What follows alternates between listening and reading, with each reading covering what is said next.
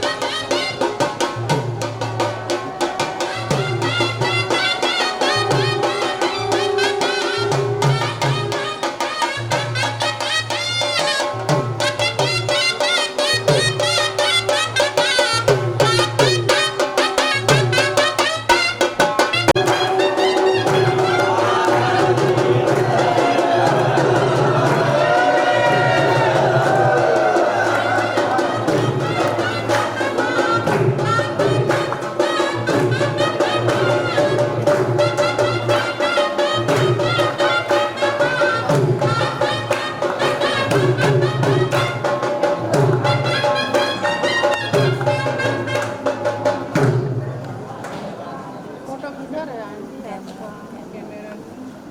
गणानां त्वा गणपतिगुं हवामहे प्रियाणां त्वा प्रियपतिगुं हवामहे निधीनां त्वा निधिपतिगुं हवामहे वसो मम आहमजानि गर्वधमा त्वमजासि गर्वधं माम् विष्णो बीजगरामे देवानि गणे पदं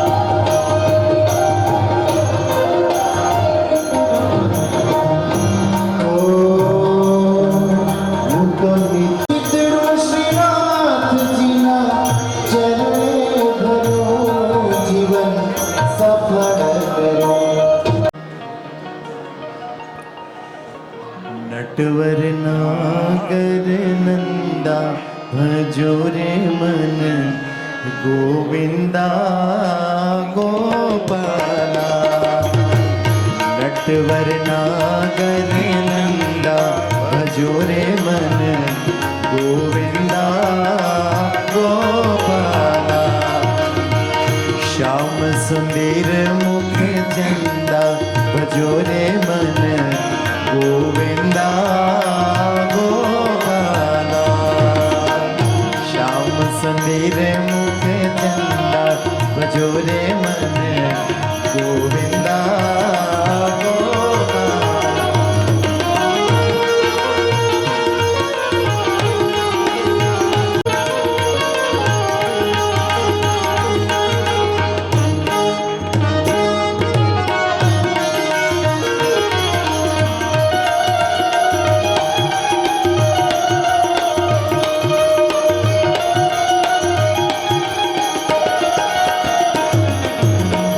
सब सखियन में राधा बड़ी है, सब सखियन में राधा बड़ी है।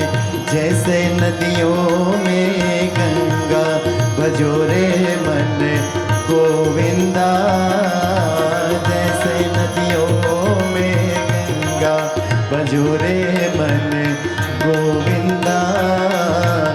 श्याम सुंदर मुख चंदा भजो रे मन गोविंदा।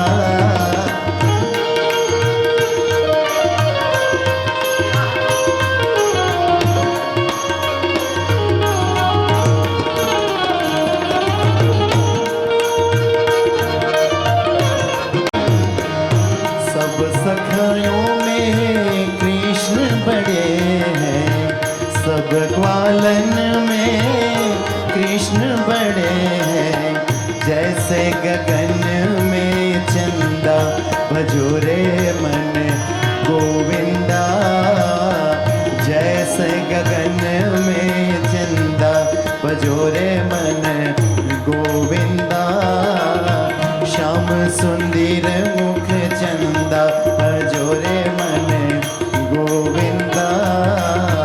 नटवर नागर नंदा भजो रे मन गोविंदा।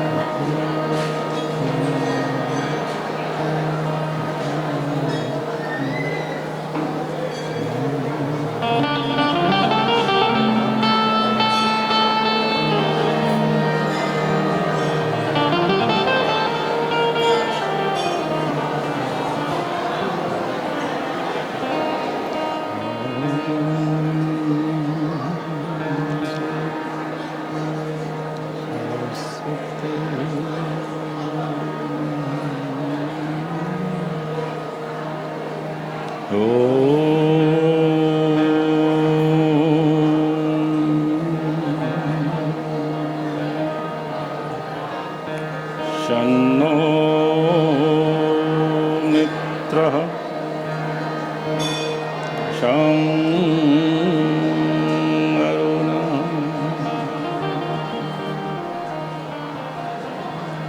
शन्नो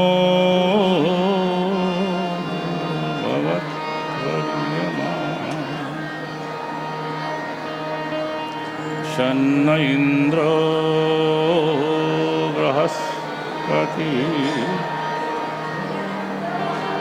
शन्नो विष्णु रुरुक्रमः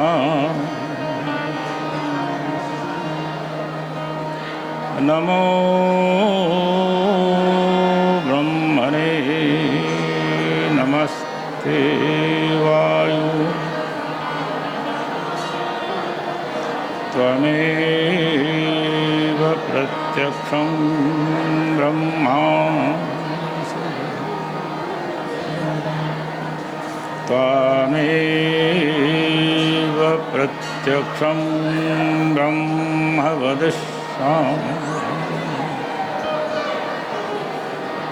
विदितं वदिष्यामि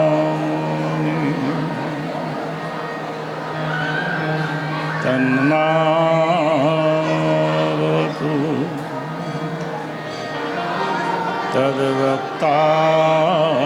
तद्वक्तारमतु अवतु माम् अवतु वक्तारम्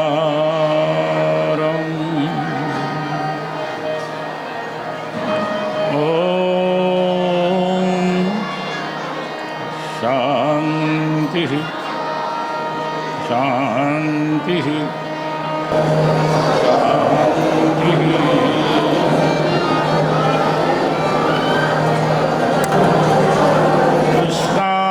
कृष्णाय वासुदेवाय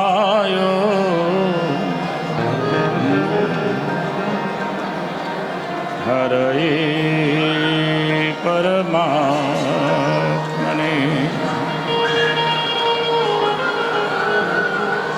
प्रणतः क्लेशनाशाय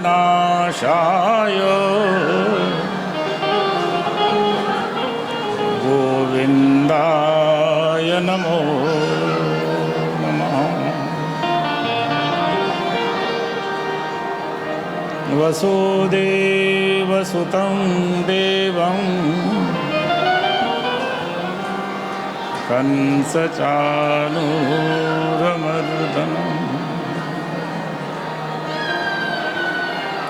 देवकी परमानन्दम्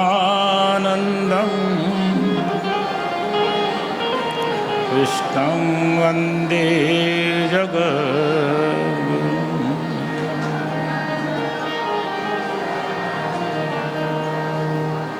गुरुर्ब्रह्मा गुरुर्विष्णु गुरुर्देवो महेश्वरः गुरुः साक्षात् परं ब्रह्म तस्मै श्री गुरवे नमः। तस्मै श्री गुरवे नमः। सानन्दमानन्दवने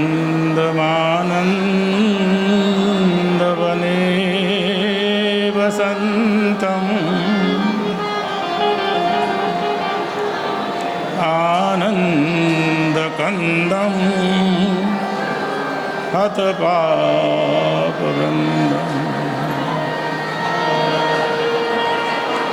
वाराणसीनाथ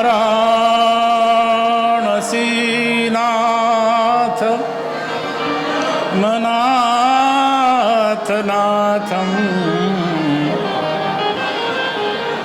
श्रीविश्वनाथं शरणं प्रपद्ये। श्रीविश्वनाथं शरणं प्रपद्ये।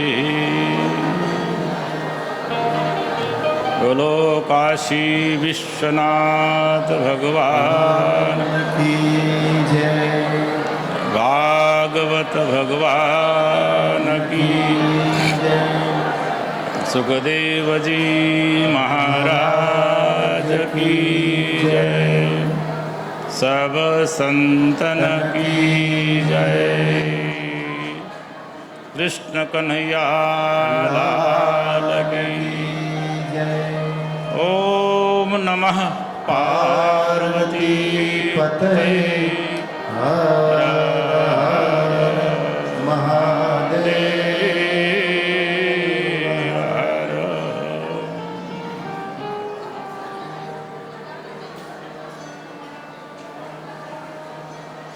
परम पवित्र मास पुरुषोत्तम मास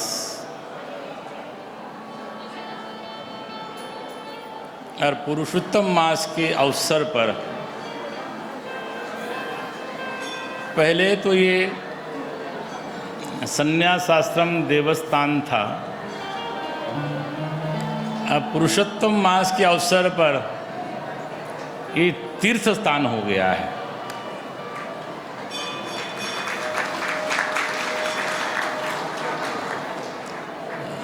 धन्य है हमारी सनातन को मानने वाली ये माताएं, भाइये, बहनें, परमात्मा को वो कण कण में मानने वाले हैं। भगवान को हमेशा अपने निकट रखने वाले हैं। ऐसे अधिक मास के अवसर पर जिस प्रकार की यहाँ पर संख्या देखी जाती है, ये हमारे सनातन धर्म का स्वरूप है। और इस अवसर पर जो श्रीमद् भागवत की कथा यहाँ पर होने जा रही है, यद्यपि इस प्रकार का वातावरण हो तो कथा करना भी कठिन, श्रवण करना उससे कठिन, फिर भी भगवान नाम हो, जैसे लड्डू थोड़ा टेढ़ा मेढ़ा भी हो, उसमें पंचमेवा पड़ा हो, उसमें शहद पड़ा हो और अच्छी तरह से भुना गया हो, और उसको हम लोग प्रसाद रूप से जब पाते हैं, उसका आनंद ही कुछ और होता है। उसी प्रकार आज हम लोग जो स्थान पर बैठे हैं, क्या कहे उस महापुरुष के प्रति, शब्द नहीं है, केवल अंतःकरण के भाव हैं। आज से 80 वर्ष पहले जिस महापुरुष ने यह संकल्प किया होगा कि ऐसा स्थान बनाना है, आज ये मुंबई में संभव नहीं है। और उसके परिणाम ये हैं कि जो हमारे आने वाले सभी भक्त ऐसे तो हमेशा आते हैं, परंतु 3 वर्ष के पश्चात जब भगवान पुरुषोत्तम यहाँ पधारते हैं, तब लोगों में एक और भाव होता है। और इस बार तो भगवान की कुछ विशेषता भी है। आप लोग जब दर्शन करते हैं, केवल वहां पर स्वरूप नहीं देखते हैं। आप जब यहाँ से दर्शन करते हुए जाते हैं, यहाँ पर विशेष रूप से गंडकी से एक विशाल शालिग्राम यहाँ पर अनायास यहाँ पर आए हुए हैं। आप उनका दर्शन करते हैं गुप्त रूप से।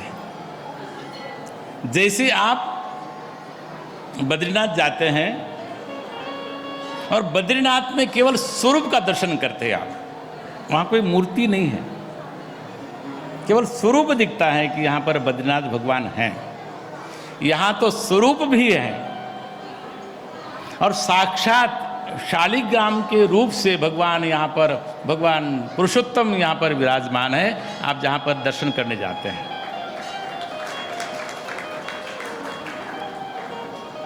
जगत सत्य के आधार पर चल रहा है, असत्य पर जगत चल नहीं सकता है। और ये स्थान भी प्रारंभ से लेकर के अब तक यहाँ कोई छल नहीं, कोई कपट नहीं, कोई रोक नहीं, कोई टोक नहीं। जो आते हैं अपने श्रद्धापूर्वक दर्शन करके जाते हैं। ये परंपरा चली आ रही है 80 वर्ष से, और उस परंपरा की मैं एक कड़ी हूँ। भगवान श्री कृष्ण बोलते हैं, यद यदाचरति श्रेष्ठः तत्तदेवेतरो जनाः सयत् प्रमाणम कुरुते लोकस्तदनुवर्तते। ये जो मैं व्यासपीठ पर बैठा हूँ, हमारे गुरुदेव हमेशा ही पुरुषोत्तम मास के अवसर पर श्रीमद् भागवत की कथा करते थे, और उनका यह आदेश हुआ, उनका ही आशीर्वाद। उन्होंने कहा कि यह भी तुम्हें करना पड़ेगा। यद्यपि इस क्षेत्र से मैं थोड़ा सा दूर रहता था, मेरा काम होता था, ये सब जो व्यवस्था कर रहे हैं, ये पहले मैं व्यवस्था ज़्यादा करता था, परंतु जब गुरुओं का आदेश होता है, उपदेश होता है, आशीर्वाद होता है, उसमें सफलता प्राप्त होती है। मैं परसों ही हरिद्वार से यहाँ पर आया, और आने के बाद में ऐसा लगा कि शायद मैं कुछ कारण से कथा कर पाऊँगा कि नहीं कर पाऊँगा, परंतु ये गुरु गद्दी है। इस गद्दी ने हमें अपने आप तैयार कर दिया। यद्यपि हमने हमारे ही बहुत अच्छे विद्वान शिष्य है, यहाँ पर कई बार भागवत कर चुके हैं, विद्वान है भागवत के, और वो तो आंखें बंद करके भागवत करते हैं। ऐसे विश्वरूपानंद जी, स्वामी विश्वरूपानंद जी को मैंने बुलाया था यहाँ पर। परंतु देखो, ये होता है एक समर्पण, एक होता है भाव। यद्यपि प्रातः काल तक ये था कि उनको ही बिठाना है यहाँ पर, परंतु उन्होंने ही कहा, महाराज जी आपको जितना हो सके उतना करिए ना। 2.5 घंटे नहीं तो 2 घंटे, 2 घंटे नहीं तो 1 घंटा। फिर उनकी बात मान ली मैंने। और आप सबके भाव, वो तो है ही यहाँ बैठे हैं, और यहाँ पर नित्य प्रति के कथाकार हमारे महाराज जी के ही शिष्य हैं स्वामी विद्यानंद जी। और हमारे इस आश्रम में बिल्कुल तन्मयता पूर्वक सेवा देते हैं। हालांकि बहुत वृद्ध नहीं हुए हैं, लेकिन वृद्ध जैसे दिखते हैं। हमारे स्वामी कपिलपुरी जी अपने आप को वृद्ध मानते हैं, लेकिन वृद्ध नहीं है, वो तो अंदर से जवान हैं। वो बैठे हैं और संत हैं। और एक बहुत दिनों बाद में एक अवसर मिला है। हमारे विमल भाई वो बहुत दिनों बाद में मेरे साथ में यहाँ पर आए हैं। यद्यपि आजकल वर्तमान में वो अंतर्राष्ट्रीय स्तर के वो गायक हैं। अमेरिका जाते हैं, यूके जाते हैं, और साल में कई कई दिनों तक उनके भजन संकीर्तन, उनका दायरा चलता रहता है सौराष्ट्र में, मुंबई में, सब जगह। और उनके साथ में इस बार नई टीम आई हुई है। उनके नाम बाद में मैं जान लूँगा।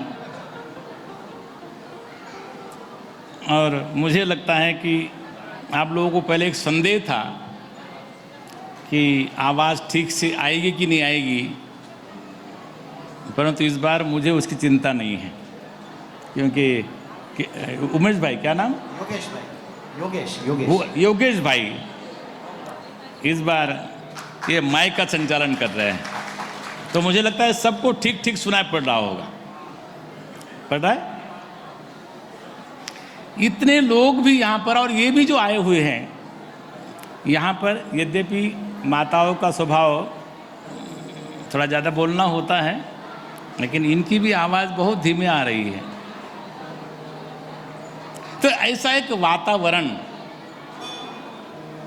और ये पुरुषोत्तम मास, और पुरुषोत्तम मास इतना पवित्र मास है,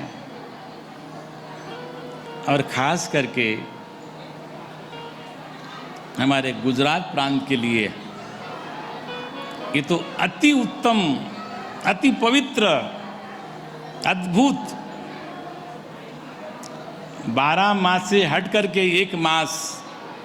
बहुत जगह लोग उसको बोलते हैं कि, कई जगह उसको मलमास बोलते हैं, कई जगह उनको अधिक मास बोलते हैं। जब तिरस्कार होने लगा इस मास का, कोई पूछता ही नहीं था। ये मास, इसने विचार किया है कि आप किसके शरण जाऊं मैं। ये जो अधिक मास है, भगवान पुरुषोत्तम के शरण में गया, और वहाँ कहा कि मुझे पता नहीं लोग क्या क्या बोलते हैं, अपमानित करते हैं।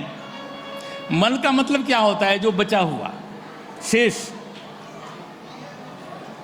मेरा उद्धार करो आप। भगवान बड़े दयालु हैं, कृपालु हैं। उन्होंने कहा कि मेरा ही नाम तुमको मैं दे देता हूँ, तुमको तुम्हारे मेरी पूजा उस मास में करेंगे तो उनको अनंत फल मिलेगा। ऐसा ये पुरुषोत्तम मास, अधिकस्य अधिक फलम। इस मास में लोग आते हैं, भगवान को तुलसी अर्पण करते हैं, और तुलसी अर्पण करने के बाद में फिर यहाँ से संतोष से जाते हैं। अपना सनातन धर्म देश काल और परिस्थिति के अनुसार चलता है। ऐसा नहीं है कि तुम यही करो, ऐसा नहीं है। हमारे सनातन धर्म की बहुत बड़ी परंपरा है, बड़ी उदारता है। आप चाहे कृष्ण को मानो, आप चाहे शिव को मानो, दुर्गा को मानो, आप गणेश जी को मानो, हमारे यहाँ तो अनंत अनंत ऐसे देवता हैं। किसी की पूजा करो, किसी को कोई प्रतिबंध नहीं है। बहुत से लोग नित्य ठाकुर जी की सेवा करते हैं, नित्य, उसके बिना जल ग्रहण नहीं करते हैं। बहुत से लोग जो नित्य नहीं कर सकते हैं, यदा कदा सोमवार का व्रत रखते हैं, कोई मंगलवार का व्रत रखता है, कोई शनिवार का व्रत रखता है, कोई रविवार का व्रत रखता है। और उस दिन अगर कोई अभक्ष भक्ष करने वाला है तो भी वो उस दिन वो अभक्ष भक्षण नहीं करता है, उस दिन वो व्रत रखता है, सात्विक रूप से रहता है। ये हमारे सनातन धर्म की विशेषता है। बहुत से लोग नित्य यहाँ पर आकर के सत्संग श्रवण करते हैं, कोई कभी कभी आता है। और ये जो हमारे आज दिखने वाले और सब लोगों को कोरोना ने थोड़ी सी याद दिलाई कि तुम्हारा जीवन कुछ नहीं है, क्षण भंगुर है। शायद संभवतः इसलिए लोग जागृत हो गए हैं। स्वधर्मे निधनम श्रेयात परधर्मो भयावह। अपने धर्म में भले निधन हो जाए, दूसरा धर्म भी नहीं। और जितने यहाँ पर आने वाले हैं हमारे सत्य सनातन धर्म को मानने वाले हैं। हम लोग आपके लिए तो कथा करते करते हैं। अब इनको अभी इस बार तो पूरे पुरुषोत्तम मास में भक्तों का यहाँ पर तांता है। भक्तों की यहाँ पर लाइन लगती है, आते हैं। और विशेषता ये है कि यहाँ पर ना कोई पुलिस वाला है, ना कोई यहाँ पर वहाँ पर कोई आपको बोलने वाला है। स्वतः ये लोग आकर के वहाँ पर लाइन में खड़े होते हैं और भगवान का दर्शन करके आराम से जाते हैं। आगे भविष्य में हमको भी सोचना पड़ेगा कि यहाँ पर करना और अधिक से अधिक सुविधा देनी पड़ेगी, करनी पड़ेगी। ऐसा ये पुरुषोत्तम मास, आज इस पुरुषोत्तम मास पर हम लोग यहाँ पर श्रीमद् भागवत की कथा कहने और सुनने जा रहे हैं। इससे पहले हम लोग महात्म्य में प्रवेश करें, थोड़ा भगवान का नाम लेते हुए आगे बढ़े। गोविंद गोविंद गोपाला कृष्ण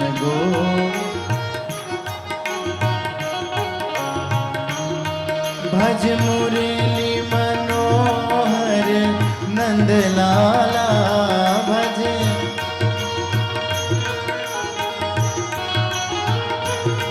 भज मुरली मनोहर नंद लाला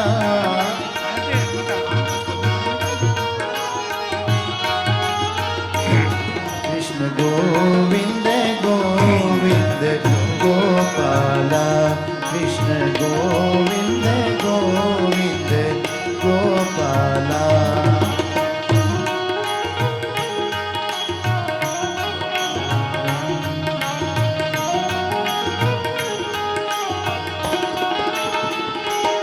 भज मुरली मनोहर नंद लाला भज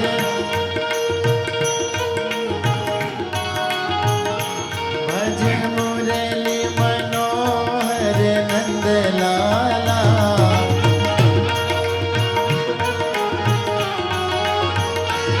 गाँव बाके बिहारी मतवाला गाँव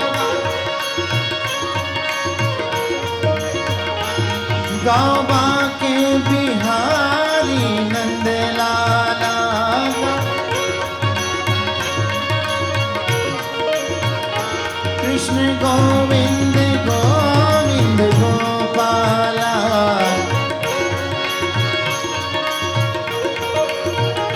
भज मुरली मनोहर नंद लाला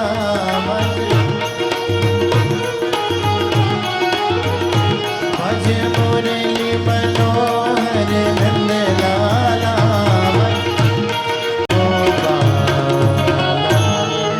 बोलो कृष्ण कन्हैया लाल की जय।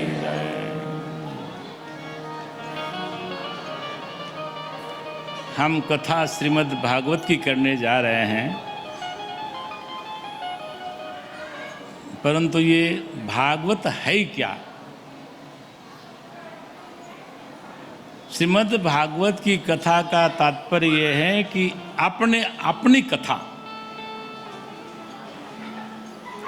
जब आप लोग श्रीमद् भागवत को थोड़ा समझेंगे तो पता लगेगा कि ये कथा है किसकी और उस परमात्मा का स्वरूप है क्या। इसलिए भागवत का महात्म्य हम लोग जब पढ़ते हैं, सुनते हैं, तो यहाँ पर जो परमपिता परमेश्वर परमात्मा, जिसका नाम यहाँ पर सत चित और आनंद कहा गया, इसलिए सर्वप्रथम हम उन्हीं का वंदन करते हैं, उनका स्मरण करते हैं। सच्चिदानंद रूपाय विश्वोत्पत्त्यादिहेतवे तापत्रय विनाशाय श्रीकृष्णाय वयं नमः। भगवान श्री कृष्ण है क्या? बहुत लोग उनको अलग अलग प्रकार से देखते हैं, अलग अलग प्रकार से जानते हैं। कोई बालकृष्ण को मानता है, कोई वृंदावन बिहारी को मानता है, कोई द्वारकाधीश को मानता है, परंतु भगवान श्री कृष्ण है क्या, ये भागवतकार कहते हैं। सच्चिदानंद रूपाय, वो भगवान श्री कृष्ण का स्वरूप क्या है? सद, चिद और आनंद। सत्य का मतलब होता है कि जुदा, जो सदा रहे, सत्य था, है और रहेगा। त्रिकाल बाधित सत्यत्वम, जिसका कभी बाध नहीं होता है, कभी कभी नाश नहीं होता है, ऐसा सत्य।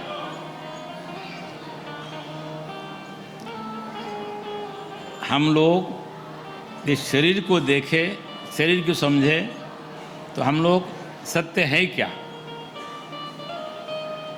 शरीर के रूप से सत्य नहीं है, परंतु हम सत्य है कि नहीं, हम पहले थे कि नहीं। हमारा सनातन धर्म ये मानता है, यहाँ पर बहुनाम जन्मनाम अन्ते, बहुत जन्म होते हैं।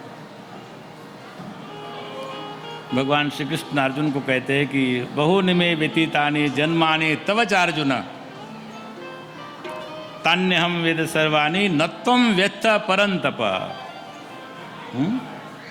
तुम्हारे और मेरे बहुत से जन्म हुए, उनको सबको मैं जानता हूँ और तुम उन जन्मों को नहीं जानते हो। ऐसा ही हमारा है। आपको परमात्मा के स्वरूप के साथ में जोड़ रहा है श्रीमद् भागवत। आप उससे भिन्न नहीं हैं। सच्चिदानंद रूपाय, वो जो परमात्मा है, हमारे यहाँ पर 4 महावाक्य हैं वेदों में। अयमात्मा ब्रह्म, प्रज्ञानम ब्रह्म, तत्वमसि और अहम ब्रह्मास्मि। यहां पर पहले बताया है तत्वमसि, वो जो परमात्मा है, सद सद परमात्मा है, उसका स्वरूप है सद चिद। चिद का तात्पर्य होता है कि ज्ञान स्वरूप, जो अपने को भी जानता है, दूसरे को भी जानता है। जैसे भगवान ने कहा कि बहुनि मे व्यतीतानि जन्मानि तव चार्जुन तान्यहम वेद सर्वाणि। सबको मैं जानता हूँ, तुम्हें भी जानता हूँ, मैं अपने आप को भी जानता हूँ। परंतु हम अपने आप को जानते हैं क्या पूरी रूप से? मैं आपको पूछूं, आपके माता पिता ने न बताया हो आपका जन्म कहाँ हुआ, आपको पता है क्या? तो हुआ तो है ना, आप तो है, तो आप नहीं जानते। वो जो जानने वाला है, ज्ञान स्वरूप है, चिद स्वरूप है, प्रकाश स्वरूप है, सत्य भी है, ज्ञान स्वरूप भी है। ऐसा जो है, जिसका स्वरूप है, वो भगवान श्री कृष्ण है। सच्चिदानंद रूपाय, सच्चित और आनंद स्वरूप है। केवल वो सत्य नहीं है, केवल प्रकाश स्वरूप नहीं है, ज्ञान स्वरूप नहीं है, वो आनंद स्वरूप है। ये बताओ, यहाँ जितने लोग बैठे हैं, कभी यहाँ से जाना चाहते हैं क्या? जो इस धरती पर आए हैं, कोई जाना नहीं चाहता है। डॉक्टर ने कहा कि थोड़ा हार्ट में तकलीफ है, ऑपरेशन करना पड़ेगा। बोले करो, मुझे जीना है। आँख में परेशानी है, बोले आँख का ऑपरेशन करो। करते करते आप अंत में आप रहना चाहते हैं, चाहे बाल्यावस्था हो। और आप ही नहीं, छोटा सा कीट पतंग हो ना, जब आपको मच्छर काटने को आता है, जब उसको मारते हैं तो वो भी भागता है। क्यों भागता है? वो भी मरना नहीं चाहता है, उसको भी अपने शरीर को रखने की इच्छा है।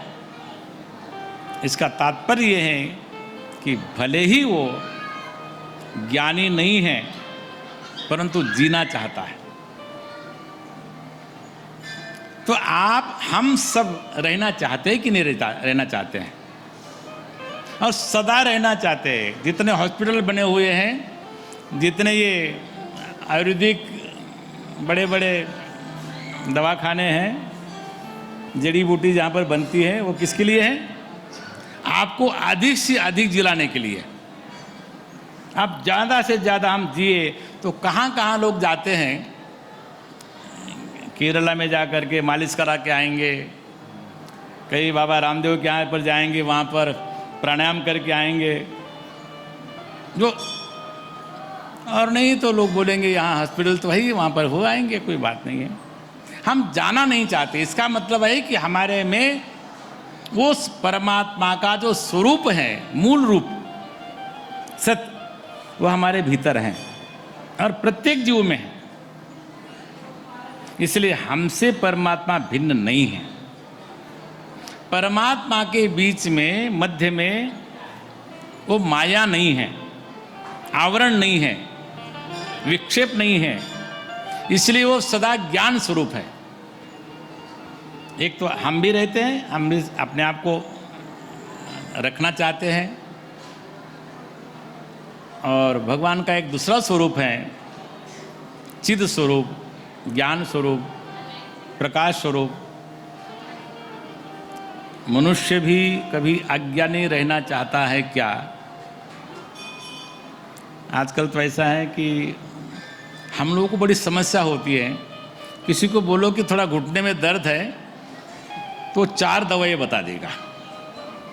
आपने यहाँ पर 140 करोड़ लोग हैं, और 280 करोड़ डॉक्टर हैं, हर एक के पास 2 नुस्खे होते हैं, कहते हैं। आप किसी को भी बोलना है, अगर आपको छींक आई, अरे बहन बोली दवाई ले लो ना तुम्हें, नहीं तो आलो चूर्ण चाले छे, चूर्ण ले लो। हमारी तुरंत हम चाहते हैं कि हम अपना ज्ञान दूसरे को बांटें, है ना, बांटते हैं ना। और आजकल तो आपके सबके पास में ज्ञान बांटने वाला एक साधन आया है। आपके पास आता है, आप उसको ज्ञान लेते हैं कि नहीं लेते, दूसरे को दे देते हैं, फॉरवर्ड कर देते हैं, है ना। आजकल मोबाइल है ना। हम दूर रहना चाहते हैं लेकिन रह नहीं सकते हैं। तो ज्ञान बांटना, ज्ञानी होना, ये हमारा स्वभाव है, हमारी स्वाभाविक वो वृत्ति है। हम जानते हैं ना कि ये ऐसा है, ये संसार ऐसा है, वो हमारी स्वाभाविक वृत्ति है कि हम उसको ज्ञान को देना चाहते हैं। इसका मतलब है कि आपके भीतर वो परमात्मा का अंश है, इसलिए आप अज्ञान को धारण नहीं करना चाहते हैं। अब बात दूसरी है कि वो अपने आप आ जाता है दूसरे कारण से, तो आप परमात्मा से जुड़े हुए हैं, सत चित और आनंद। मुझे ऐसा एक आध आदमी बता दो कोई कि जो भगवान से कहता, भगवान आपके पास मैं दुख मांगता हूँ, आप मुझे पीड़ा देना, मुझे कष्ट देना, ऐसा कोई है क्या? इतिहास में केवल एक भक्त मिलता है जिसका नाम कुंती है, और वो भी इसीलिए कि भगवान जब जब हमारे पर दुख आया, संकट आया, तो आपका दर्शन मिला। लेकिन दुनिया में ऐसा कोई व्यक्ति नहीं है जो दुख चाहता हो, होगा कोई? हम सब सुख चाहते हैं, आनंद चाहते हैं। जो परमात्मा में जो गुण है, जो परमात्मा का स्वरूप है, सत चित और आनंद, वो हमारे भीतर भी हैं। हम भी उसी को चाहते हैं, परंतु हमारे समझ नहीं आता है कि हम उसको कैसे पाए। और वो जीने के लिए हम कोई दवाइयों का प्रयोग करते हैं। हम लोग ज्ञान लेने के लिए वो क्या क्या टेलीविज़न है, मोबाइल है, समाचार पत्र हैं, उससे अब देखते हैं हमको ज्ञान मिल जाए। और फिर आनंद में रहने के लिए, जिसने कभी आध्यात्म का आनंद लिया हो, उसको पूछो आनंद क्या होता है। जो परमात्मा के गुण हैं, परमात्मा का स्वरूप है, वो सब हमारे भीतर है। इसलिए श्रीमद् भागवत ये दूसरे की कथा नहीं है, ये आपकी अपनी कथा है। सच्चिदानंद रूपाय विश्वोत्पत्त्यादि हेतवे, वो जो सच्चिदानंद स्वरूप परमात्मा है, जो हम लोग जगत देख रहे हैं ना, ये पृथ्वी देख रहे हैं, ये जल देख रहे हैं, अग्नि देख रहे हैं, वायु का अनुभव करते हैं, आकाश का अनुभव करते हैं, इसकी उत्पत्ति करने वाला कौन है? विश्वोत्पत्त्यादि हेतवे। ये सब करने वाला होने पर भी तापत्रय विनाशाय, त्रिविध ताप होते हैं, अधिदैविक और आध्यात्मिक, 3 प्रकार के ताप होते हैं शरीर में। उसको भी दूर करने वाला वो परमात्मा है। उसका नाम क्या है? श्री कृष्णाय वयम नुमः। हम सब लोग मिलकर के उनको नमस्कार करते हैं, ऐसा जिनका स्वरूप है भगवान श्री कृष्ण का। केवल वो मुरली बजाने वाले नहीं हैं, ये तो जगत की उत्पत्ति करने वाले भी हैं, उसका पालन करने वाले भी हैं। ऐसे जो परमात्मा का स्वरूप है, उनकी हम लोग स्तुति करते हैं और उनके लिए यहाँ बैठे हुए हैं। ये महात्मा का अपना मंगलाचरण करते हैं। और इनको बतलाने वाले, भगवान का स्वरूप हमारे सामने प्रकट करने वाले कौन हैं? जो श्रीमद् भागवत को जो प्रकट करने वाले कौन हैं? सुखदेव जी महाराज।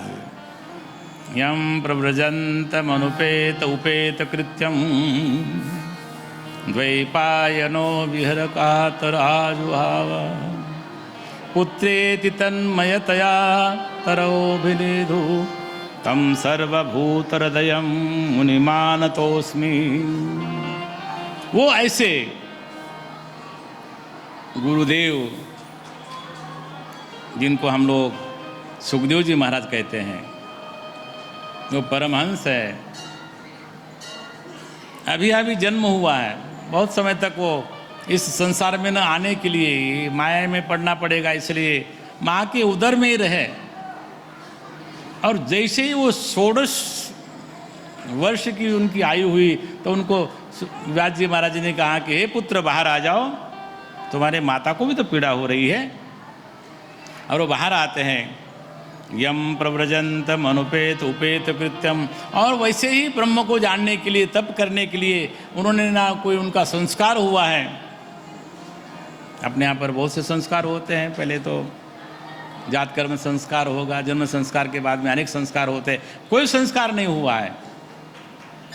और वन की ओर चलते हैं। प्रव्रजंत मतलब उसका मतलब है कि वो संन्यास ग्रहण कर लेते हैं।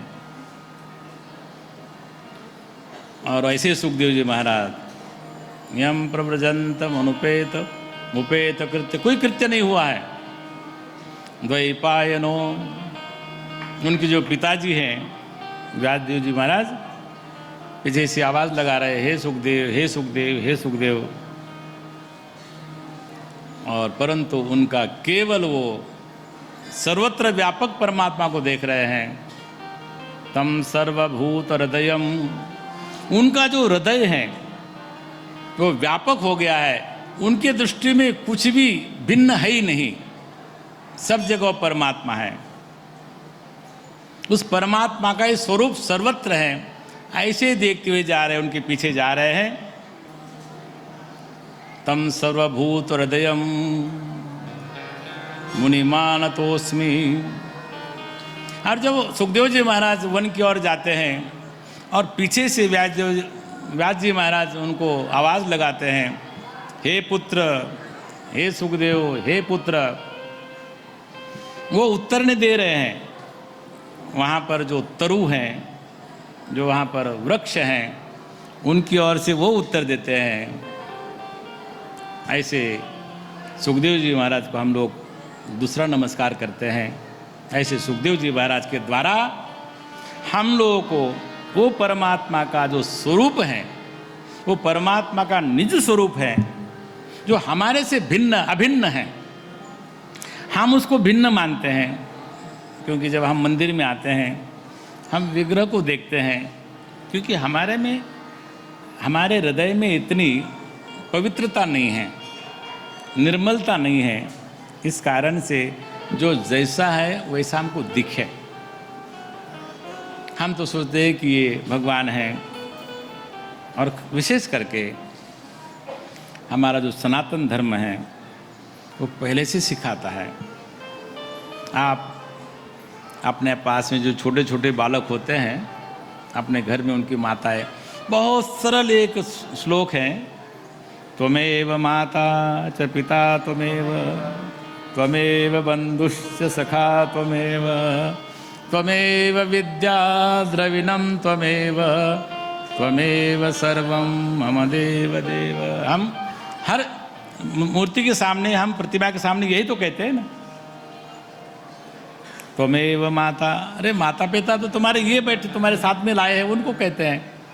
नहीं, उस बालक को भी हम कहते हैं कि त्वमेव माता च, जो यहाँ पर सामने है, त्वमेव माता च पिता त्वमेव त्वमेव बंधुश्च सखा त्वमेव। परंतु थोड़ी देर के लिए होता है, सदा के लिए नहीं हो पाता है। सदा को अगर आपको समझना हो उसको, फिर आपको भागवत को ठीक से समझना पड़ेगा। और सतयुग में केवल वेद मंत्र चलते थे। त्रेता में स्मृति आ गई है, मनुस्मृति, पराशर स्मृति और अनेक अनेक स्मृति। और द्वापार में पुराण आए। और कलयुग में पुराण तो है। एक मैं कहीं किसी को कोई कथा सुन रहा था, तो भागवत की कथा चल रही थी। एक हमारे कोई और ये अभी आया नहीं है यहाँ पर, उनको मैंने कहा कि वो कथा कैसी रही। बोला महाराज मैं बताऊं सत्य। बोले वो 7 दिन राजा परीक्षित सुखदेव जी को ढूंढते रहे और सुखदेव जी राजा परीक्षित को ढूंढते रहे, वो दोनों एक दूसरे को नहीं मिले। आजकल कथा ऐसी होती है, रोचक लोग बोलते हैं, आपको अच्छा लगे ऐसा बोलते हैं, केवल आपका वो मनोरंजन करते हैं, केवल आपको ऊपर ऊपर जा कर के थोड़ा नाचने का, गाने का थोड़ा सा आपको अवसर मिलता है। टीवी में आप दिखते हैं, इसलिए वहाँ पर लगता है कि उसकी तरफ देख करके, कैमरे की तरफ देख करके, ऐसे बहुत से देखने में आता है। अब कलयुग में ये रह गया। वेद मंत्र अपनी जगह पर हैं, स्मृति ग्रंथ अपनी जगह पर हैं, पुराण अपनी जगह पर हैं। अब पुराण के नाम से ये सब होता है। फिर भी ऐसा नहीं कि सर्वथा उसका विलोप हुआ है, वो है, अभी भी है। और वो समझने के लिए, क्योंकि भगवान श्री कृष्ण क्या है, भगवान श्री कृष्ण का हमारा संबंध क्या है, उसको समझने के लिए आपको भागवत को ठीक से समझना पड़ेगा। और भागवत को ठीक से समझने के लिए नैमिषारण्य में 88,000 ऋषि वहाँ पर बैठे हुए हैं। और 88,000 ऋषि बैठ करके वो क्या कर रहे हैं, नित्य वहाँ पर अनुष्ठान लिए 1000 वर्ष का। और वहाँ पर एक दिन अचानक सूत जी महाराज वहाँ पर आते हैं और वो 88,000 ऋषियों के प्रतिनिधित्व करने वाले शौनक जी उनसे कहते हैं कि हम लोग ये अनुष्ठान करने बैठे हैं, तो हम लोगों को कुछ आप लोग कथा भी सुनाओ। तो कथा सुनाने में सूत जी महाराज श्रेष्ठ हैं। सभी पुराणों का उनको ज्ञान है कि उनकी परंपरा से कथा आई है, इसलिए उन्होंने कथा यहाँ पर उनको कहते हैं कि कलयुग में कई बातें यहाँ पर विशेषताएं हैं। अब बोलते हैं कि ये कथा कभी नारद जी ने भी सनकादि ऋषियों के मुँह से सुनी थी। थोड़ा संक्षेप में चलना पड़ेगा, क्योंकि भागवत करते करते अगर भारत के अंदर भीतर उतर जाओगे तो आप बाहर निकल नहीं पाओगे। ये सनकादि ऋषियों से ये नारद जी की कहाँ भेंट हुई, तो सूत जी महाराज कहते हैं एकदा विशालायाम, एक बार की बात है, बद्री विशाल में नारद जी भ्रमण करते करते जा रहे थे और वहाँ पर सनकादि ऋषि वहाँ पर सत्संग कर रहे थे। सत्संगार्थम समायाता, सब 4 भाई हैं सनकादि ऋषि, 4 भाई हैं। जहाँ जाते हैं सत्संग करते हैं, 3 श्रोता होते हैं और 1 वक्ता होता है। फिर दूसरी जगह जाएंगे तो फिर दूसरे 3 श्रोता बनेंगे, 1 वक्ता बनेगा उसी में से। ऐसा ही कुछ वहाँ पर दृश्य नारद जी ने देखा और नारद जी को देख करके सनकादि ऋषियों ने प्रश्न किया कि हे नारद जी, आप इस प्रकार, ऐसा लगता है कि आप इस प्रकार क्यों भ्रमण कर रहे हैं। तो नारद जी ने कहा कि हे भगवान, मैं पृथ्वी को सर्वोत्तम जान करके मैं पृथ्वी में भ्रमण कर रहा था। और पृथ्वी में भ्रमण करते करते मैंने जो अनुभव किया, ऐसा है श्रीमद् भागवत के सूत्रधार नारद जी। देखो कोई ग्रंथ होता है ना, उसके सूत्रधार कोई होने चाहिए। नारद जी को व्यास जी ने, सुखदेव जी ने, शौनक आदि ऋषियों ने, सूत जी ने सूत्रधार बताया कि नारद जी व्यापक हैं, उनको कहीं भी जाने की छूट है, इसलिए व्यापक तत्व हैं। तो नारद जी सूत्रधार हैं। नारद जी बोलते हैं कि सत्यम नास्ति तपश्शौचम। मैं पृथ्वी में गया, अब वहाँ पर कोई सत्य नहीं है, तप नहीं है, पवित्रता नहीं है। दानम धर्म च न विद्यते, दान नहीं है, धर्म नहीं है। और कहते हैं कि जो जीव है केवल अपना पेट पालने के लिए लगा हुआ है।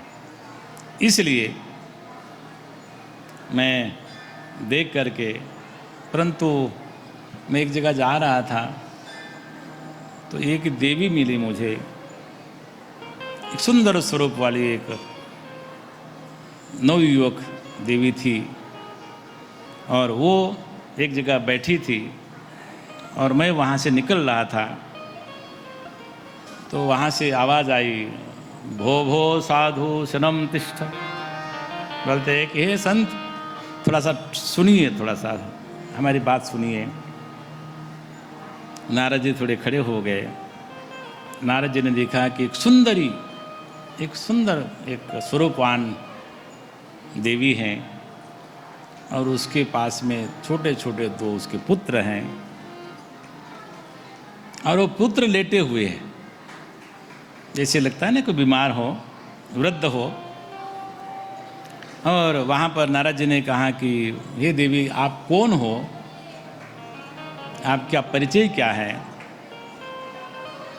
तो नारद जी को वो देवी अपना परिचय देती है। अहम भक्ति रीति ख्याता, मेरा नाम भक्ति है। इमोते तनयो मतो, ये जो मेरे दो पुत्र हैं, ज्ञान वैराग्य नामानि काल योगे न जर्जरे। ये इनका दोनों का नाम, एक का नाम है ज्ञान और एक का नाम है वैराग्य। और एक काल के कारण ये वृत्त जैसे हो गए हैं। अब माँ कोई जवान हो और उनके पुत्र वृद्ध हो गए हो तो माँ कोई प्रसन्न होगी क्या? नहीं होगी। तो फिर कहा कि, और फिर अपना परिचय देती है भक्ति। द्राविड़े उत्पन्ने साहम, मैं द्रविड़ प्रदेश में उत्पन्न हुई। वृद्धिम कर्नाटके गता, मेरी वृद्धि कहाँ हुई? कर्नाटक में। ऐसा भागवतकार कह रहे हैं, क्योंकि वहाँ पर बड़े बड़े भक्त होते थे। जहाँ भक्त होता है वहाँ भक्ति अपने आप होती है। अब यहाँ भी भक्ति है, सबके हृदय में है, क्योंकि हम सब यहाँ पर आने वाले हैं। और दूसरी बात यह है कि जब आप किसी मंदिर में जाते हैं, किसी अनुष्ठान में जाते हैं, किसी सत्संग में जाते हैं, तो आपके जो पाप है ना, आपके जो अंतःकरण की मलिनता है, वो बहुत दूर छूट जाती है। जब आप भगवान के सामने खड़े होते हो तो आपके मन में कोई किसी के प्रति द्वेष, किसी के प्रति क्रोध, किसी के प्रति ईर्ष्या नहीं होती है। आपका मन उस समय बिल्कुल पवित्र होता है। ऐसे भक्त जहाँ होते हैं वहाँ भक्ति होती है। उन्होंने कहा कि वृद्धिम कर्नाटके गता क्वचित क्वचिन महाराष्ट्र। अब कर्नाटक और महाराष्ट्र पास पास में है, तो कहते क्वचित, क्वचिन, हाँ भी और ना भी, दोनों जगह हुआ। वहाँ पर वृद्धि भी हुई और थोड़ा सा, और कहते हैं कि क्वचित क्वचिन महाराष्ट्रे गुर्जरे जीर्णताम गता। गुजरात में आकर के मैं जीर्ण हो गई। जीर्ण का मतलब है कि परिपक्व भी कहते हैं लोग बहुत, क्योंकि गुजरात में जितनी भक्ति होती है शायद कहीं होती नहीं हो। गुजरात में जितने भक्त हो ही हो, यहाँ देख रहे हैं ना, यहाँ पर अभी जो संन्यास आश्रम में आप देखते हैं, ये पवित्र इस पुरुषोत्तम मास के उपलक्ष्य में जिसको कहना चाहिए कि 98% 98% इस समय उन्हीं की उपस्थिति है। लेकिन भागवत काल में ऐसा शब्द का प्रयोग क्यों किया ये मुझे पता नहीं है। ये उस समय की बात होगी, आज की बात थोड़ी भिन्न है, क्योंकि हमारे यहाँ पर काल, देश काल, परिस्थिति बदलती रहती है। गुजरात में किसी ने सोचा होगा कि एक ऐसा एक महापुरुष आएगा और वो समय ये बिल्कुल समाज को बदल देगा, है ना? आया ना कोई? तो कहते हैं कि गुर्जरे जीर्णताम गता, वहाँ आकर के मैं जीर्ण हो गई। और फिर मैं उनको, अपने बच्चों को लेकर के मैं यहाँ पर वृंदावन आए, क्योंकि यहाँ पर भगवान ने लीला की थी। परंतु यहाँ पर ज्ञान और वैराग्य जो मेरे पुत्र हैं, इनकी वृद्धावस्था आ गई है, ये जीर्ण हो गए। अब मुझे इनकी चिंता है, तो करना क्या है? नारद जी को थोड़ा विचार करना पड़ा। तो नारद जी ने वहाँ पर कहा कि मैं इसका प्रयोग करता हूँ। तो नारद जी ने अपने तरफ से वहाँ पर बहुत उपाय किए। कहते हैं कि उनके कान में जा कर के उन्होंने कहना शुरू कर दिया, कुछ ब्रह्मसूत्र के वाक्य कहे, गीता के कुछ कहे, और उनको उपदेश दिया। और जो ज्ञान और वैराग्य है, नारद जी का थोड़ा उपदेश प्राप्त करके धीरे से उठते, जैसे कोई होता है ना निद्रा में पड़ा हुआ, उसको उठाओ और बहुत आलस हो फिर सो जाता है, वैसे ज्ञान और वैराग्य की दशा हुई। थोड़े उपदेश से जगते तो जरूर, लेकिन उनको पूर्ण चेतना नहीं आती। अब नारद जी भी चिंता में पड़ गए, भी क्या करना है। तो नारद जी ने विचार किया कि इनको मुझे स्वस्थ बनाना है। तब तक एक आकाशवाणी हुई, नारद जी को कहा कि तुम सत्कर्म करो। परंतु सत्कर्म का अर्थ नहीं पता लगा कि सत्कर्म क्या। नारद जी वहाँ से जाने लगे, बड़े बड़े तपस्वी होते थे, उनके पास सत्कर्म का अर्थ क्या है। सब लोग नारद जी पूछ रहे हैं तो सब भागने लगे। अब नारद जी ने विचार किया कि अब मैं जा कर के तपस्या करूँगा, तप करूँगा। फिर बद्रीनाथ जाते हैं और वहाँ पर ऋषियों से मिलते हैं। ये जो हमारे सनकादि ऋषि है वहाँ मिलते हैं, और वो कहते हैं कि नारद जी, जो आकाशवाणी हुई है उसका तात्पर्य ये है कि आप श्रीमद् भागवत की कथा करो, श्रीमद् भागवत का रहस्य आप बताओ, तो आपको ये जो आपका जो मन में जो ये संकट पैदा हुआ है, आपके मन में ये वह ज्ञान और वैराग्य को फिर से नौजवान करने की जो आपको जो इच्छा है वो वहाँ से प्रकट होगा। और वहाँ पर बोलते हैं कि जाओ भागवत की आप तैयारी करो। और कहाँ करना है? कहते हैं कि उन्होंने कहा कि जाओ, आनंद वन का नाम का एक घाट है जो हरिद्वार में, वहाँ जाओ और वहाँ जा कर के भागवत कथा का आप आयोजन करो। नारद जी हरिद्वार आते हैं और वहाँ पर हरिद्वार में विशाल उनको सब जगह पहुँच जाता है। कहते हैं कि वहाँ पर सभी लोग जिनको पता लग गया, शास्त्र को पता लगा, वेदों को पता लगा, और सब के सब ये सनकादि ऋषियों की कथा श्रवण करने के लिए वो हरिद्वार की तरफ सब प्रस्थान करते हैं। और तो वहाँ पर एक बहुत विशाल पंडाल लगाया और उस पंडाल में सब बैठने लगे और सब बैठ करके और खचाखच भर गया वो पंडाल। और पंडाल भरने के बाद में वहाँ पर कथा जैसे ही प्रारंभ होती है, कथा का प्रारंभ होने ही वाला है, और उसी समय वहाँ पर भक्ति का प्रवेश होता है। भक्ति सुतौ तौ तरुणो गृहीत्वा, भक्ति और उनके पुत्र दोनों, ज्ञान वैराग्य दोनों ही, उनका स्वरूप बिल्कुल नवयुवन हो गया। और दोनों एक हाथ में भक्ति ने ज्ञान को पकड़ा है, दूसरे में वैराग्य को हाथ में लिया है, और भक्ति स्वयं दीप्यमान हो करके वो मंडप में प्रवेश जब करने लगती हैं। अब यहाँ तो प्रतिबंध लगाया, नहीं तो यहाँ भी जगह नहीं रहती। वहाँ पर खचाखच वो पंडाल भरा हुआ था, कहीं जगह नहीं। भक्ति ने नारद जी की तरफ इशारा किया। यजमान तो नारद जी थे कि नारद जी मैं कहाँ बैठूं? बोले यहाँ तो सब बैठे हुए हैं, अब इनको उठा भी नहीं सकते हैं। हे भक्ति माता, जितने लोग बैठे हुए हैं उनके आप हृदय में बैठ जाओ तो आपका सब जगह स्थान हो जाएगा। भक्ति माता सबके हृदय में जाकर के बैठ गई और फिर श्रीमद् भागवत प्रारंभ हुई वहाँ पर। और श्रीमद् भागवत प्रारंभ जब हुई तो वहाँ पर भक्ति को एक दिव्य स्वरूप प्राप्त हुआ। और फिर वहाँ से आगे फिर दूसरी सौनकादि ऋषि पूछते हैं कि भगवान और भी कुछ लोग हमने सुना है कि और जो है ये श्रीमद् भागवत के कथा के माध्यम से और किनको लाभ हुआ है। के शुद्धंति उदंतु मह्यम, कौन कौन और लोग इससे जिनका उद्धार हुआ हो। तो कहते हैं कि एक पूर्व काल में एक आत्मदेव नाम के एक ब्राह्मण थे और वो बहुत विद्वान थे, सर्वशास्त्र के ज्ञाता थे, स्रोत और स्मार्त के वो विद्वान थे और वो निष्णात थे। यहाँ पर उपमा दी है द्वितीय युवा भास्कर। कहते हैं कि मार्तंड बोलते हैं बड़े विद्वान को, क्या बोलते हैं?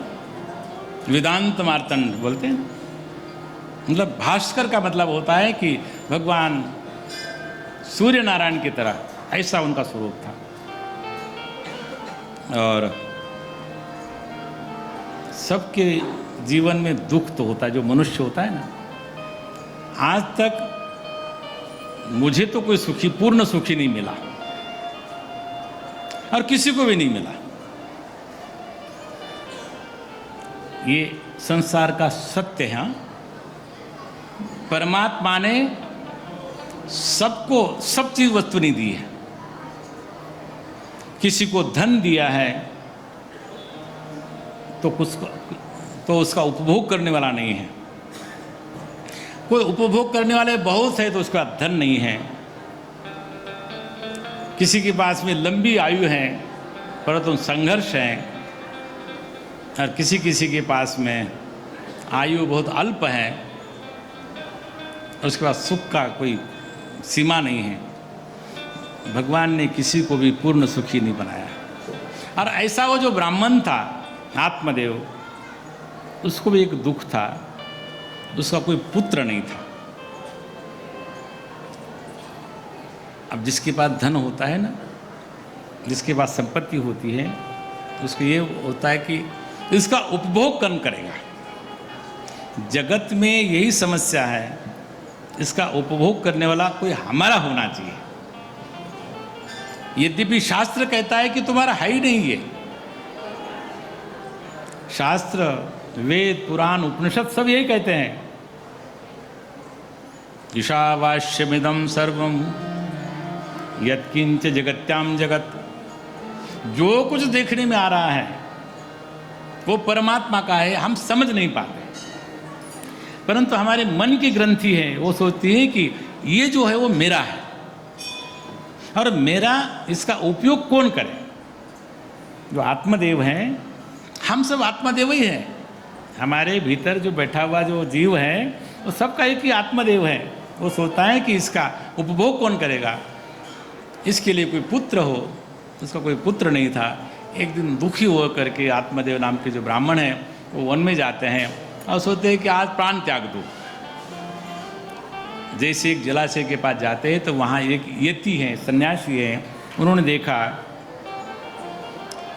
हे ब्राह्मण, कहते हैं कि कथम रोदयति विघ्न त्वं काते चिंता बलयसी। तुम क्यों रो रहे हो, तुम्हारी चिंता क्या है। तो कहा कि महाराज ये सब कुछ तो सब ठीक है, परंतु घर में वंश चलने वाला कोई है ही नहीं, इसलिए मैं उसमें दुखी हूँ और अब मैं अपने प्राण की आहुति देना चाहता हूँ। उन्होंने संत ने कहा कि अभी तक कोई जगत में सुखी हुआ नहीं, और इसमें उन्होंने बहुत सी बातें बताई कि जो इंद्र को भी सुख नहीं है और बड़े बड़े राजाओं को, महाराजाओं को, सम्राट को सुख नहीं है, तो जो है वो सब ठीक है। कहा कि नहीं, जिद पकड़ लिया कि आप तो संत हैं, आप कुछ मुझे आशीर्वाद दे दो ताकि मेरे पास पुत्र आ जाए। तो संत बड़े दयालु होते हैं। उन्होंने अपने झोली से एक फल निकाला, बोले अपने पत्नी को देना, और पत्नी को देने के बाद में इससे तुम्हारे यहाँ पर पुत्र उत्पन्न होगा। घर में खुशी खुशी आया और फिर वो फल जो है अपने जो उनकी पत्नी थी धुंधली, उसको दे दिया। समस्या यही है कि हमको कोई जब सही रास्ता दिखाने वाला होता है ना,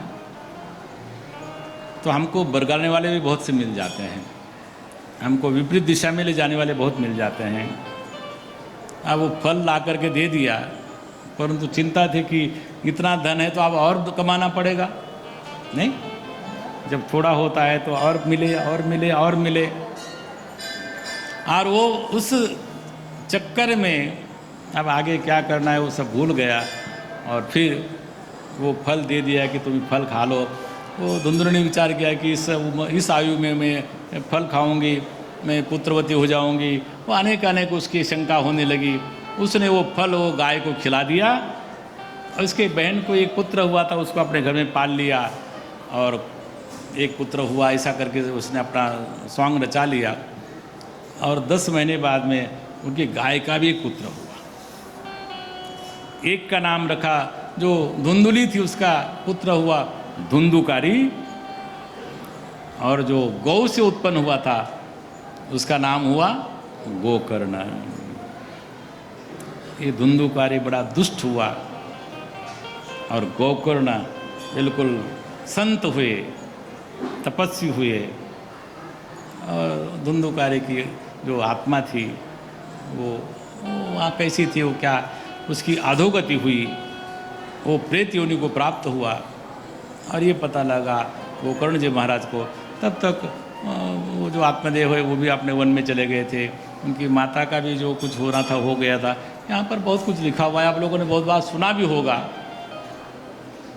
जब गोकर्ण जी को पता लगा कि मेरा जो भ्राता है वो प्रेत योनि को प्राप्त हुआ है, तो फिर उन्होंने उसके लिए कथा की, और कथा करने के बाद में वो 7 दिन में 7वें दिन जो गोकर्ण जी कथा समाप्त कर ही रहे थे, तब तक वहाँ पर एक विमान आया, और वो 7 गांठों में जो बैठा था प्रेत धुंधुकारी, उसकी वहाँ से उस योनि से वो मुक्त हो गया, और उनको देवदूत लेने आए।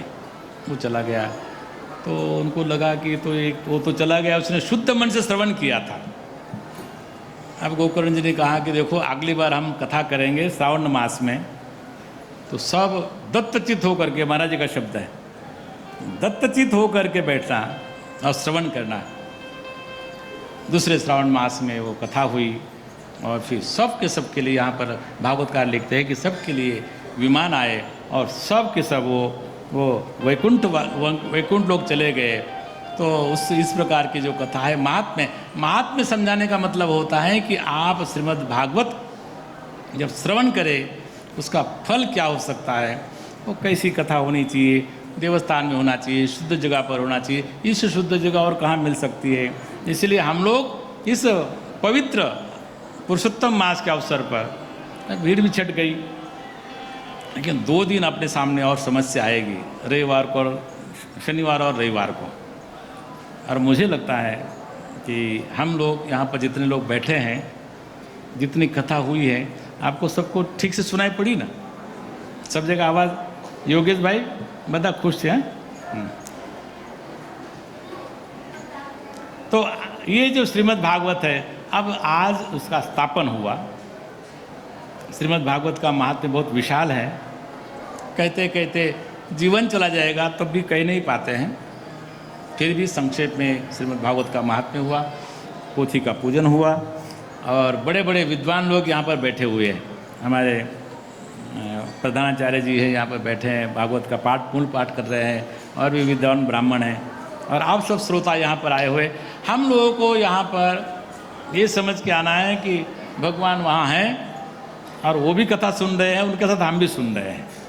इस प्रकार से जब आएंगे तो मुझे लगता है जो हमारे जन्म जन्मांतर के जो क्लेश हैं, जो पाप हैं, निश्चित रूप से वो कम होंगे और भगवान के थोड़ा सा हम निकट आएंगे। तो उसके लिए भागवत में कहा है कि कलो केशव कीर्तना, कली में केशव का कीर्तन करना चाहिए। ये कीर्तन करते हुए और उसके बाद में फिर आरती होगी। आज केवल मुख्य यजमान हैं, उनसे आरती करा लेना और हम प्रतिदिन श्रीमन नारायण नारायण से हम लोग भागवत की उस दिन का विराम लेंगे। तो अब आज भी हम लोग उसी के साथ में, उस भगवान के नाम के साथ में श्रीमन नारायण नारायण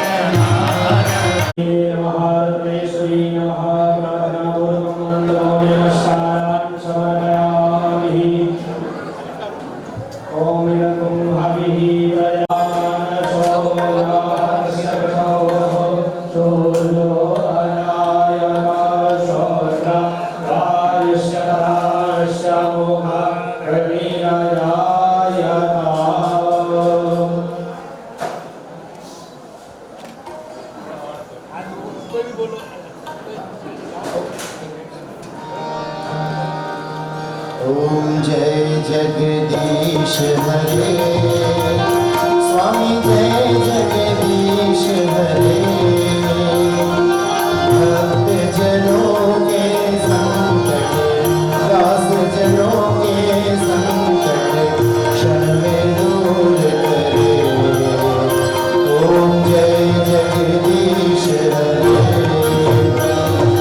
जो ध्यावे फल पावे, दुख विन से मन का, स्वामी दुख विन से मन का।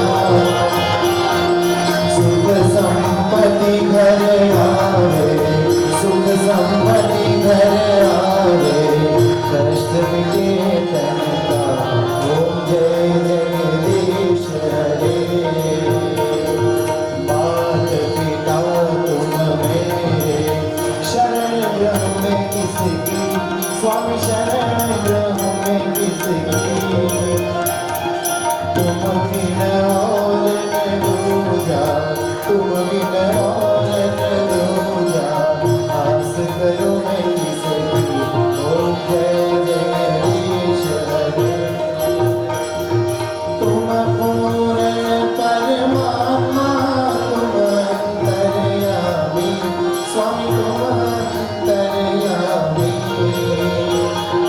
पार ब्रह्म परमेश्वर, पार ब्रह्म परमेश्वर, तुम सबके स्वामी। ओम जय जगदीश हरे। तुम करुणा के सागर, तुम पालन करता, स्वामी तुम पालन करता। मैं सेवक तुम स्वामी, मैं सेवक तुम स्वामी, कृपा करो करता। ओम जय जगदीश हरे। तुम हो एक अगोचर, सबके प्राणपति, स्वामी सबके प्राणपति। किस विध मिलो गया मैं, किस विध मिलो गया मैं, तुमको मैं तुमको। ओम जय जगदीश हरे। दीन बंधु दुख हरता, तुम ठाकुर मेरे, प्रभु तुम ठाकुर मेरे। अपने हाथ उठाओ, अपने हाथ उठाओ, द्वार बड़ा तेरे। ओम जय जगदीश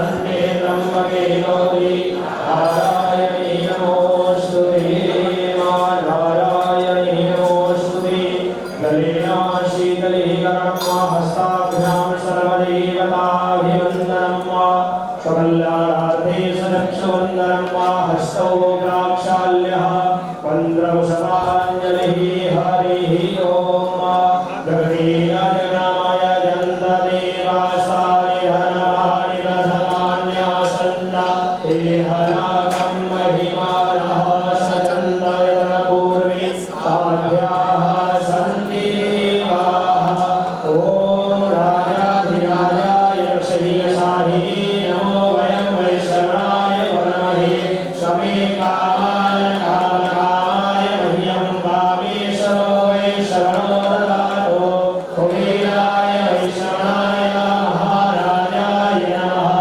ॐ विश्वस्य विश्वदाय समादो भवश्वतो माहोदाय समादपाद सम्माहुयान्धानि सम्पादयद्यामा भूमिरन्देवैकः नानासुगन्धिपुष्पाणि यथा भवानि च पुष्पाञ्जलिर्मया दत्ताभिहारा परमेश्वर चरणयोः मन्त्रपुष्पाञ्जलिं समर्पयामि।